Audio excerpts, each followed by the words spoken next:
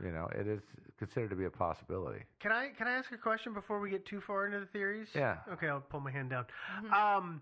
All of our theories are saying that it's Dave's remains or whatever was pulled out of that furnace was Dave. Most of our theories are saying that. Yeah. Most. Okay.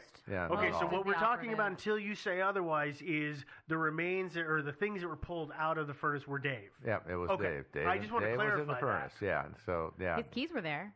his keys were there, Oh, and, man. and the remains of his work boots were apparently there, and his Maybe. glasses. Mm-hmm. Yeah, or somebody's.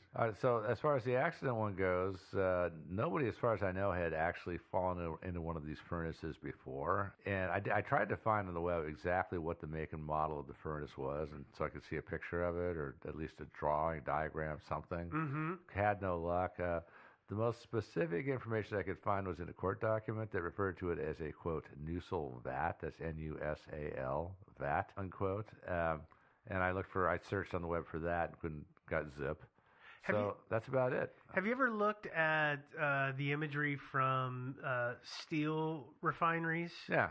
So they tend to either be a long hot trough, or they're more of drum is not the word, but it's a giant bucket of hot liquid, so that it can then be moved and poured into a form. Mm-hmm. Those are the only two shapes that I've ever seen. I mean, and again, I'm ignoring whatever was on Unsolved Mysteries because it really looked like what they had was made out of storage containers. Whatever they had in that video sure looked nothing like our Yeah, furnace. I did find a picture of a top-loading similar kind of furnace on the web, an old picture and an old manual. Okay. And it looked nothing like what they had on there. Right, but was it all. like a big square pit of some kind sort? of, but it had like a bunch of apparatus around the top because a lot of these were top-loading furnaces, and You'd and pour so, the unheated material into this the case- opening at the top. Yeah, but in this case, they would put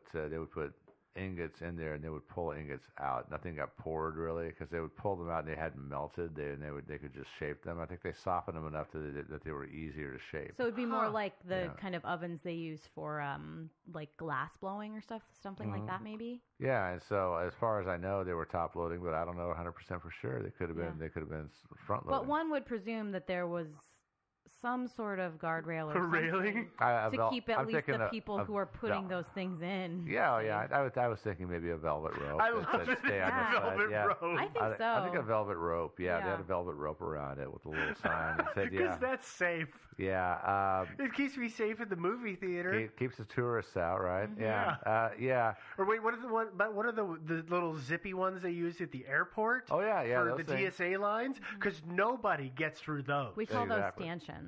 Stanchions, that works, yeah. Dave, I think, was a pretty safety-oriented guy, though, and I'm sure they had something more serious than that to keep people from wandering over and just Surely. stumbling in. Yeah. And let's face it, you don't need to have a lot of brains to not be falling into a 1,200-degree molten salt furnace. There's right? no horseplay on the Yeah, edge of the right. pool. No. And you can tell.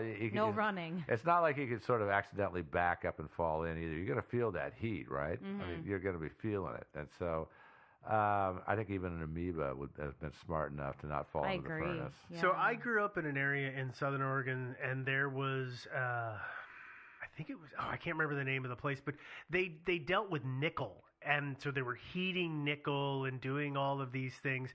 And unless you were just in the general vicinity, you were okay. But when you had to be around any of the burners or the super hot, like these kind of 1,000+ degree areas, you were required to put on one of those nice, fancy, shiny metal reflective heat suits. I would think so, yeah. So I can't imagine that they would just let the maintenance guy just walk up and start messing around with something. but He plus- would have to be appropriately attired. But he Yeah. also wasn't even supposed to be in Plant 6. No, he wasn't. Yeah, he was supposed to be in Plant 8 and then later on in Plant 4. 4. But yeah, so what was he doing? Maybe he was just wandering by. He saw a door ajar. I thought, I'll go check and see what's going on there. Yeah. Yeah, and then he went in. That and seems wrong. I Yeah. don't like this theory. I find it kind of hard to believe that this was an accident. I really do.